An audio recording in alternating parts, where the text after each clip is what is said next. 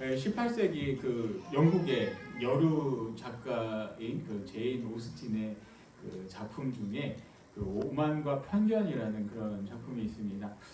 여기 이 작품을 보면은 주인공인 엘리자베스라는 사람이 그 상대방 남자 그 다윗이라는 사람에 대해서 편견을 갖게 되죠. 그 편견의 이유가 뭐냐면은 이 사람에 대해서 자세히 깊이 알지 못하지만 겉으로 드러나는 그런 행동들을 보면서 이 사람에 대한 편견을 갖게 됩니다. 그리고 그 편견의 그 결정적인 역할을 한 것이 또 어떤 것이냐면 주변의 어떤 사람으로부터 이 다윗이라는 사람에 대해서 안 좋은 그런 이야기를 듣게 되죠. 그래서 저 사람은 오만한 사람이야. 저 사람은 좀 잘못된 사람이야라는 편견을 갖고 그 사람과 거리를 이렇게 두게 됩니다. 그런데 이제 나중에 알고 보니 자신에게 그 사람에 대해서 모함을 했던 그 사람이 사기꾼 같은 사람이었고 이 다윗이라는 사람은 정말 훌륭하고 괜찮은 그런 귀족이었다라는 것을 나중에 깨닫게 되죠. 우리가 살면서 어떤 것에 대해서 겉으로 드러나는 것만 보고 어떤 편견들을 갖고 우리도 생활을 할 때가 있지 않습니까? 저에게도 그런 때가 자주 있는데 언제 한번 그랬을까 이렇게 고민을 하다 보니까 가장 최근에 큰 기억으로는 제가 서울에서 이렇게 부교육자 생활을 하다가 이제 대전으로 내려올 때였습니다. 대전에 이제 유성에 있는 그 교회에 제가 가게 되었는데 이 유성의 교회 목사님에 대해서 그 소문을 듣게 됐습니다. 어떤 소문이냐면 이 유성교회 목사님은 정말 성품도 좋고 자비로우시고 인내하시고 대전에서 가장 선비로서 신사로서 소문이 나신 분이에요. 그래서 대전에 있는 어느 노예 가더라도 유성교회 하면 우리 유 목사님 좀 신사적이시지 막 이런 얘기만 듣다 보니까 제가 이렇게 생각하기로는 우리 이 유성교회 목사님은 자비로우시고 은혜로우시고 인내로우신 분이구나 그런 생각을 갖고 그 교회에 제가 부임을 하게 됐습니다. 근데 그런 생각을 갖고 그 교회에 부임을 하고서 그런 환상이 깨지는 데에는 오랜 시간이 걸리지 않았습니다. 제가 어떤 실수를 한 가지를 했어요. 한 가지를 했더니 불려가가지고 1시간 동안 이제 큰 소리로 계속 혼나서 저 아무 말도 못하고 이렇게 하고 그냥 기죽어서 가만히 이렇게 혼났던 때가 있었습니다. 근데 그게 그 가끔 있던 일이 아니라 한 달에 한 번씩은 크게 야단을 제가 맞았었죠. 근데 저뿐만이 아니에요. 다른 부교역자들도 이게 돌려가면서 특히 한 처음에 부임하고서 2년 동안은 매주 이렇게 야단 맞는 게 일상된 겁니다. 그래서 이제 저의 전 목사님, 선배 목사님은 키도 크시고 건장하신 분인데 항상 기가 죽으셔서 살았다는 그런 이야기를 나중에 이렇게 듣게 됐습니다. 그래서 저도 이게 이제 지금 야단 맞은 게 이해는 돼요. 이제 교회적으로, 이제 개인적으로 보면은 그냥 넘길 수도 있지만 교회 안에서 큰 틀로 보면은 그냥 애가 야단 맞고 혼나고 배워야 되기 때문에 정말 많이 이렇게 혼을 나게 됐습니다. 근데 그런 내 마음 모르는 사람들이 겉으로만 보고서 쟤는 맨날 편하게 살 거야라는 그런 소문도 내다 보니까 다른 사람이 저를 볼 때 쟤 정말 편하게 생활할 거야 이런 생각으로 갖게 되는 사람이 있습니다. 그래서 그런 소문을 내는 사람을 제가 한 사람을 알고 있어요. 그래서 그 사람한테 한번 만났을 때 뭐라고 했었죠. 잘 알지도 못하면서 왜 자꾸 이상한 소리를 하느냐 이렇게 한번 얘기를 한 적이 있었는데 이제 그 사람도 잘 모르지만 자기가 겉으로 봤을 때 그 아는 선에서 이상한 얘기를 하고 그런 편견 속에서 이야기를 하고 저도 이 교회를 가기 전에 담임 목사님을 만나기 전에 그 목사님에 대한 들은 이야기를 통해서 이분은 자비로우신 분이라 내가 조금 실수해도 다 용서가 되고 이분은 인내로우신 분이라 정말 양반이시라 화도 안 내시고 점잖으신 분이라 라고 이렇게 생각하고 갔는데 겪어봤을 때랑 그런 소문을 들었을 때랑 이거는 많이 다르다라는 겁니다. 물론 제가 존경하는 목사님 중에 한 분이지만 정말 신사적인 분 중에 한 분이지만 이런 또 관계 속에서는 또 그런 다른 그런 모습이 형성이 되죠. 그리고 또 목회자들은 사실 이게 금요일부터 주일 예배 전까지는 굉장히 이게 극도로 민감해집니다. 이제 제가 만났던 대부분의 목사님들이 목요일 저녁부터 주일 예배 끝나기 전까지는 이게 극도로 예민해져요. 그래서 여러분들도 목사님들 만날 때 그 정도 정보를 갖고 이렇게 만나주시면 좋겠는 게 굉장히 예민하니까 이제 주일 예배 끝나면은 다 풀어주시는 거예요. 주일 전까지. 제가 그 목사님한테도 가장 많이 혼났던 게 금요일이었어요. 금요일만 되면은 이게 오전만 이렇게 뭐 보고하면 조금만 잘못하면은 전화기에서도 큰 소리가 빽빽 나오고 이제 쫓아오셔가지고 끌려가가지고 이제 야단을 맞고 그랬었는데 금요일 오후부터는 이게 정말로 다 이렇게 목회자들이 민감합니다. 저희 집에서도 이제 저는 이게 교역자가 저밖에 없으니까 누구한테 이렇게 야단 칠 거 없으니까 게 없는데 그러다 보니까 저희 아이들한테 이게 내려가더라고요. 그래서 아이들한테 굉장히 미안한데 토요일 저녁만 되면은 저희 집이 조용하지 않아요. 그래서 애들도 가장 많이 혼나는 때가 토요일 이때가 좀 많이 혼나는데 서로 다 민감하다 보니까 이게 조금 많이 이렇게 큰 소리가 저희 집도 이렇게 또 나게 되죠. 그래서 하여튼간 제가 말씀드리고자 하는 거는 이게 목회자들도 이렇게 민감할 때 이렇게 아무리 자비고 은혜고 뭐고가에 떠나서 이렇게 민감할 때 조금의 평소에는 넘어갈 일이 있지만 그때 조금 실수를 하면은 평소에는 안 혼날 일도 크게 야단을 맞고 혼나는 일들이 굉장히 많이 있습니다. 그때 그건 자비고 은혜고 이게 필요가 없어요. 그냥 야단 맞을 때는 그냥 야단을 맞게 되는데 나의 편견으로 생각하는 이것이 실제적으로 다를 때가 너무나도 많이 있습니다. 그래서 저도 그 교회에 있을 때 그 목사님, 담임 목사님과 이제 한 3년, 4년쯤 지나면서 이 목사님에 대해서 알아가면서 제가 이제 혼나는 횟수가 많이 이렇게 줄어들었죠. 그렇게 줄어드는 이유는 제가 그 목사님에 대해서도 이제 어느 정도 이해가 되고 그 목사님에 대해서 이제 지식이나 정보가 있기 때문에 싫어하는 것을 피하면서 안 혼나게 된다는 겁니다. 여러분들도 어떻습니까? 살면서 이런 편견들, 여러분들이 생각하는 어떤 그 가치관이나 그런 생각들이 그 사물들을 왜곡해서 그리고 편견적으로 이렇게 바라볼 때가 있지 않습니까? 저도 그렇고 이 오만과 편견이라는 작품에서도 그런 것들을 이제 묘사를 하고 있는데 오늘 이 22장의 사도 바울의 고백에서도 그러한 편견들이 깨지는 사도 바울의 고백을 볼 수 있습니다. 사도행전 22장의 말씀은 이제 이 사도 바울이 그 전에 계속 봤듯이 예루살렘에 가서 큰 사도를 만나고 야고보를 만나고 담소를 나누고 바로 또 이 예루살렘에 거주하고 있는 그 유대인들에게 잡혀가는 그런 모습이 계속해서 이어지고 있습니다.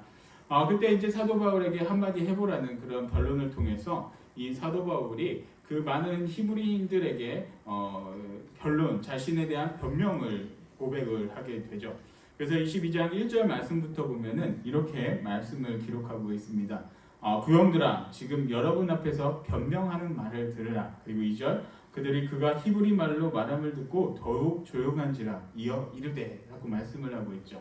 근데 여기서 우리가 한 가지 생각해 봐야 될 것은 이 예루살렘에 있는 유대인들이 사도 바울을 생각할 때 이 사도 바울은 그리스도인이었다라는 그런 생각들을 갖고 있죠.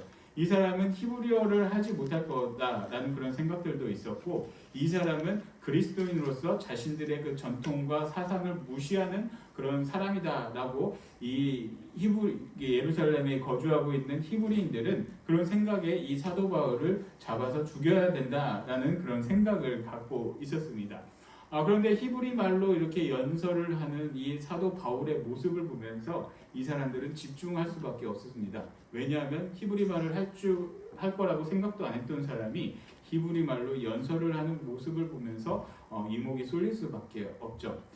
그리고 이어서 사도 바울이 자신에 대해서 소개를 합니다. 바로 어떻게 소개를 하느냐? 나는 유대인으로 길리기아 다소에서 났고 이성에서 자라 가말리엘의 문화에서 우리 조상들의 율법에 엄한 교훈을 받았고 오늘 너희 모든 사람처럼 하나님께 대하여 열심히 있는 자라라고 자신에 대해서 설명을 하고 있죠. 이 말씀을 왜 여기서 하고 있을까요? 여기서 이제 이 사도 바울이 이 이야기를 하는 것은 자신을 과시하기 위함이 아니었습니다. 가말리엘이라는 큰 스승에서 자신이 배웠다라는 것을 자신의 학식을 나타내기 위해서 이 말을 한 것이 아니었습니다. 사도 바울이 이렇게 이야기를 하는 것은 이때 길리기아 다소라는 곳이 학문이 굉장히 발달된 로마의 도시 중에 하나였습니다. 그 말을 꺼낸 이유가 무엇이냐면 자신들 이렇게 많이 배웠다라는 것을 이야기를 하고 있다라는 거죠. 그래서 그곳에서 태어나서 내가 이 예루살렘이라는 곳에서 성장을 쭉 했다라는 것을 이야기를 합니다. 내가 완전히 이방 교도로서 사는 것이 아니라 이 예루살렘이라는 곳에서 그곳에서 태어나서 학문도 배웠고 이 예루살렘에서 살면서 유대인으로서의 전통도 내가 다 알고 있는 사람이라는 것을 이 사도 바울은 주장을 하고 있습니다. 그리고 또 가말리엘이라는 사람이 어떤 사람입니까? 바로 우리가 앞서서 사도행전 7장에서 우리가 이 가말리엘이라는 사람이 잠깐 나오는데 이 예루살렘에 있었던 그 유대 율법주의자로서 가장 권위 있는 사람이 이 가말리엘이라는 사람이었습니다. 여기서 가말리엘의 제자라는 것을 왜 이야기를 하겠습니까? 바로 자신이 그만큼 이 유대 율법에 대해서 완벽하게 배웠다라는 것을 말하기 위함이죠. 제가 예전에 이제 신학교를 다닐 때 어떤 키 작고 조용한 그 한 교수님이 계셨습니다. 근데 저는 그 교수님이 사실 그냥 그랬습니다. 그냥 별 볼일 없는 분인가 이렇게 그냥 생각하고 별로 신경을 안 쓰셨던 분인데 어느 날 이제 저랑 가까이 지내는 한 친구가 제가 이제 그분의 사진을 찍어서 문자로 보내왔습니다. 그리고서 제게 이렇게 한마디 문장을 해서 형 저분이 누군 줄 알아? 그래서 알아. 왜? 그랬더니 저분이 요새 현대 신학자 중에 가장 유명했던 근대 신학자 중에 한 명이 몰트만이라는 신학자가 있습니다. 독일의 신학자인데 그분이 또 몰트만의 5명의 제자 중에 한 분이라는 거예요. 그래서 그분이 저게 우리나라에서는 거의 유일무이한 그런 분이라고 이야기를 한 것을 제가 딱 보고서 깜짝 놀랐습니다. 내가 볼 때는 저 교수님 별분 아니라고 이렇게 생각을 하는데 몰트만이라는 이름은 다 그냥 한 번씩은 그냥 신학을 책만 보더라도 한 번씩 들었는데 그분의 5명밖에 없는 제자 중에 한 분이 저분이라니까 저도 그때 조금 약간 깜짝 놀랐던 그런 기억이 있습니다. 그처럼 이런 어떤 권위자에게서 이렇게 학문을 배웠다라는 것은 이분이 무언가를 내세우고 뭐 하지를 않다고 하더라도 그만큼 훌륭한 분에서 그의 학식을 배웠기 때문에 그것만으로도 그 권위가 인정이 되는 거죠. 그 교수님 같은 경우도 그분의 제자라는 것으로 그 이유 하나만으로서도 우리나라 그 신학계에서 또 인정을 받는 그런 교수님이셨다는 것을 제가 늦게 이렇게 알게 됐습니다.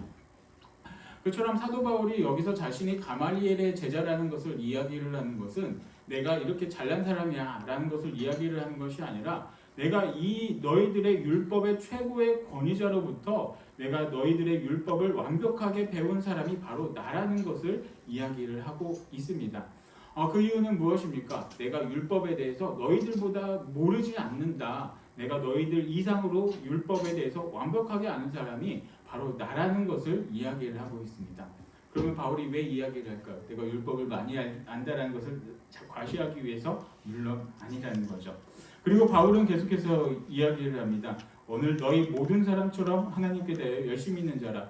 너희들이 지금 그 이교도를 박해하고 탄압했던 것처럼 나는 너희들의 그 이상을 내가 탄압했던 사람이 바로 나였다라는 것을 사도 바울이 이야기를 합니다. 그리고 4절에서는 어떻게까지 이야기하냐면 내가 이 돌을 박해하며 사람을 죽이기까지 하고 남녀를 결박하여 옥에 넘겼노니 물론 우리가 이 말씀을 통해서 생각나는 분이 있죠. 바로 스데반 집사입니다. 이 스데반 집사를 바로 그리스도인이기 때문에 사도행전 7장에서 바울이 그 스데반 집사를 처형하는데 그 자리에 있었더라라고 사도행전 7장이 마무리되는 것처럼 이 자신도 그리스도인, 바로 예수의 그리스도를 추종하는 사람들을 다 돌로 쳐 죽였고 그 유대율법에 벗어나는 이 행동을 하는 사람들을 내가 너희들보다 더 앞서서 처단했던 사람이 바로 나라라는 것을 이 사도 바울이 이 사람들에게 고백을 하고 있습니다.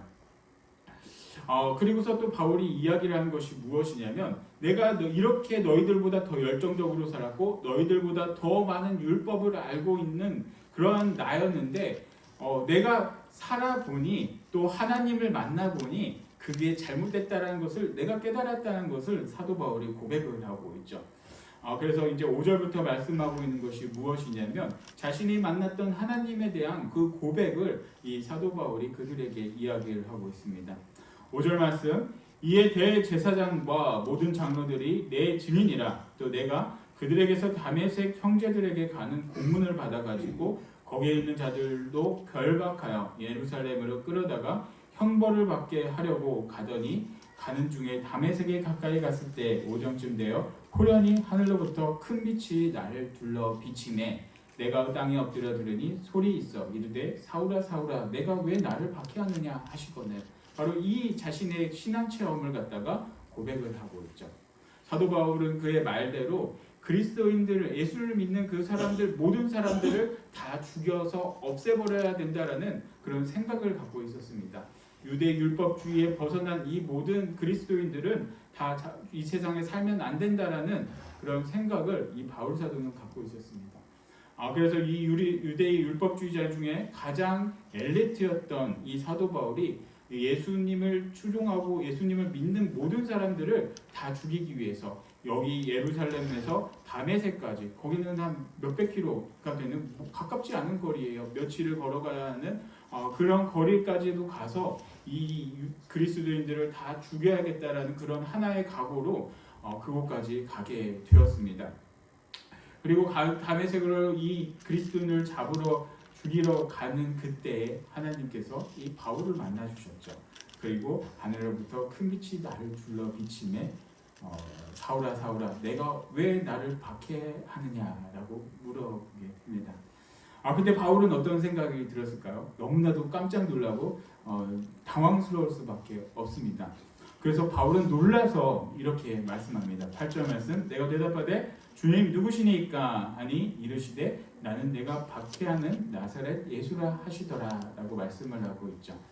바울은 너무나도 놀라서 그 빛을 보면서 이거는 누구 인간적인 그런 게 아니라 정말 하나님 그 주님 아니면은 이런 이 세상의 주인 되시는 그 하나님 아니시면은 이렇게 나타날 수가 없다라는 그런 고백으로 인해서 사도 바울은 주님 누구십니까? 라고 이렇게 고백을 하는 거죠. 그때 이 사도 바울이 주님이라고 불렀던 그 주님이 어떤 주님이시겠습니까? 예수님일까? 여러분들 어떻게 생각하세요? 예수님을 찾았을까요? 주님, 당신은 예수님이십니다. 이런 생각으로 주님 누구십니까? 라고 이렇게 외쳤을까? 이렇게 생각을 해보면은 이게 단순하게 이렇게만 기록이 되어 있지만 사도 바울이 주님 누구십니까? 라고 물어본 거에는 여기서 이 주님은 예수님이 아니었습니다. 바로 자신이 알고 있던 유대 율법에 있던 그 하나님이었죠. 그래서 예수님을 믿는 사람들, 예수님은 마땅히 잡아 죽여야 되고 십자가라는 그런 수치의 형벌을 받아야 되는 게 예수 그리스도라고 생각을 했었는데, 그래서 이제 주님이라고 고백했던 그 주님은 그 유대 율법의 그 하나님에 대한 그런 고백이었다는 거죠. 그때 대답이 무엇이냐면 바로 나는 내가 박해하는 나사렛 예수라 하시더라. 이때 바울이 얼마나 충격을 받았겠습니까? 내가 그동안 믿었던 하나님, 그리고 내가 박해했던 그 예수 그리스도가 내가 알고 있었던 내가 율법으로서 전해 들었던, 그리고 그렇게 율법을 통해서 배웠던 그 하나님이 예수님이라는 그 사실에 이 사도 바울은 자신의 모든 것이 무너질 수밖에 없었고 자신의 모든 게 충격으로 이렇게 다가갈 수밖에 없었습니다. 그래서 이때 사도 바울은 모든 것이 다 무너질 수밖에 없었습니다. 내가 그동안 삶을 잘못 살았구나. 내가 박해했던 것이 내가 믿었던 예수님이었구나. 나는 이 예수님은 이교도로 생각을 했었고 하나님을 그 배신한 사람이라고 생각했는데 내가 박해했던 이 예수님이 하나님인 것을 깨닫고 이 사도 바울은 정말로 충격에 빠질 수밖에 없었다는 것이죠. 여러분들은 어떻습니까? 여러분들은 믿고 있는 하나님 어떻게 잘 믿고 계십니까? 우리가 처음에 만났을 때 그 하나님은 어떤 하나님이셨을까요? 내가 믿는 하나님, 사랑의 하나님, 나를 아껴주시고 날 예뻐주시고 내가 잘못하는 모든 것을 다 용서해주시는 그런 하나님을 여러분들이 만나셨습니까? 그때 처음에 그런 하나님을 만나셨다면 지금은 시간이 많이 흘렀습니다. 그때의 감격이 오늘 여러분들에게도 있기를 바랍니다. 다른 사람으로부터 들은 그 하나님을 계속해서 내 생각 속에 그 기억들을 계속 그 기억으로 인해서 그 하나님을 내 생각대로 이렇게 만드는 것이 아니라 우리가 하나님과 계속적인 교제를 하면서 진정한 하나님을 알아야 되는 것이 우리 그리스도인들의 자세라는 거죠. 그러기 위해서는 어떻게 해야 됩니까? 내가 옛날에 만났던 그 하나님만 생각하고 살아가면 되니까? 아니라는 거예요.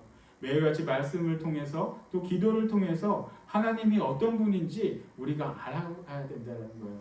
제가 아까도 말씀드렸지만 우리 유성길 목사님은 인애로우시고 자비로우시고 이렇게 생각만 갖다가 많이 혼났던 것처럼 하나님도 똑같아요. 하나님도 우리 전체적인 걸 통해서 우리에게 질책도 해주시고 우리에게 한없는 사랑을 부어주시지만 때로는 우리의 잘못된 것들, 그런 때 야단도 쳐주시고 우리의 잘못된 모습을 또 이렇게 말씀해주시고 타이르시는 것이 바로 하나님이시라는 거예요.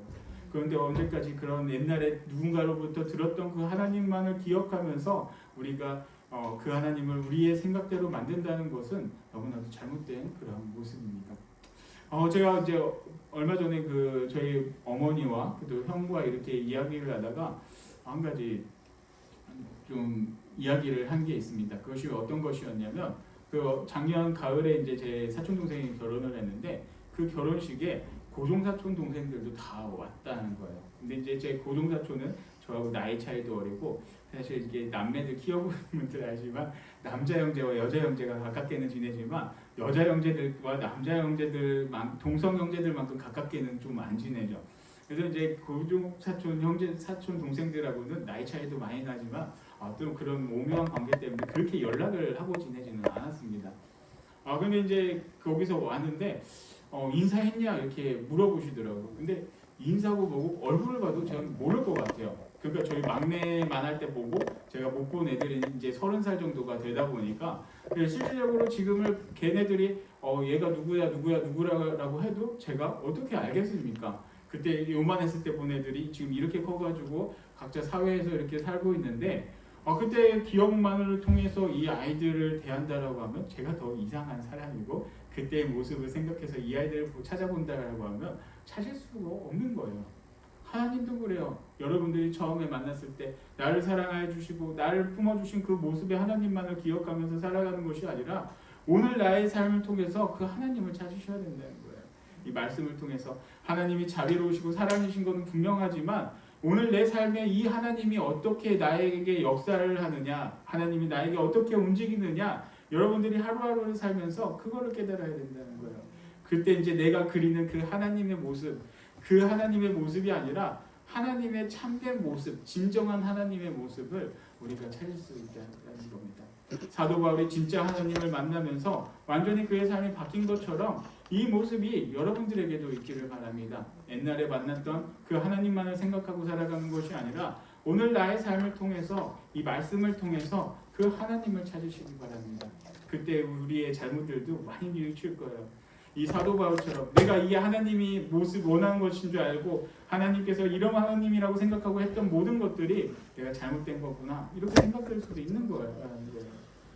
그래서 여러분들 오늘 살아가실 때 매일 말씀 보시면서 하나님이 나에게 어떻게 말씀을 적용해 주시나 옛날의 하나님만을 보고 옛날의 하나님만을 생각하며 살아가는 것이 아니라 오늘 나의 이 하나님이 어떤 분인가 여러분들의 머릿속에 여러분들의 마음속에 과거형이 아니라 오늘 현재 진행형으로 여러분들의 심령 가운데 있기를 바랍니다. 그래서 그 오늘 하루를 살아가면서 또 이 사순절 기간을 보내면서 하나님을 놓지 마시기 바랍니다. 매일같이 말씀을 보시고 또 그 말씀을 통해서 기도하세요. 내 생각을 이렇게 관철하면서 하는 것이 아니라 하나님께서 이 말씀을 나에게 왜 주시나 이 말씀이 어떤 하나님을 말씀하시는 건지 여러분들이 그걸 기억하시길 바랍니다. 그래서 여러분들의 심령 가운데 하나님의 역사가 일어나고 여러분들을 통해서 여러분들의 직장과 가정에서 정말 하나님의 놀라운 은혜와 역사가 여러분들을 통해서 일어나는 그런 믿음의 사람, 믿음의 자녀 그리고 믿음의 가정들이 되기를 축복합니다.